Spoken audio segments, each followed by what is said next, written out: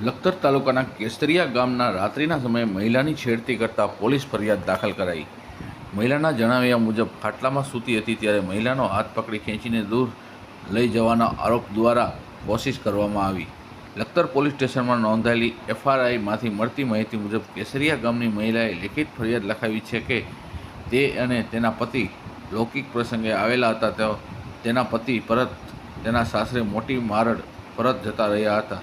પોતે પોતાના પિયર કેસરિયા રોકાઈ હતી અને રાત્રિના ગરમી હોય ઘર બહાર ખાટો રાખીને તે અને તેના બહાર સૂતા હતા ત્યારે આશરે 2 વાગ્યે સુમારે તેમના ગામના દિગ્વિજયસિંહ નામનો યુવાન આવ્યો હતો અને તેનું બાવડું પકડી તેને પકડી દૂર ખેંચી જવાની કોશિશ કરતા તેને દેકારો મચાવી લોકોમાં મોટી સંખ્યામાં એકત્રિત થઈ ગયા હતા। સાથે તેઓ ભાઈ ટ્રેક્ટર લઈ ખેતરથી ઘરે પરત આવી ગયો હતો અને તેના ભાઈ દિગ્વિજય જોઈને જતા ભાગી ગયો હતો। આથી છેડતીનો ભોગ બનેલી મહિલાએ લખતર પોલીસ સ્ટેશનમાં ફરિયાદ દાખલ કરાવતા લખતર પોલીસ દ્વારા BSNL ક્રમ 74 મુજબ ફરિયાદ દાખલ કરી વધુ તપાસ સંજયભાઈ ગાગરટીયા ચલાવી રહ્યા છે। રિપોર્ટર વિજય જોશી, લખતર, વર્તમાન ન્યૂઝ।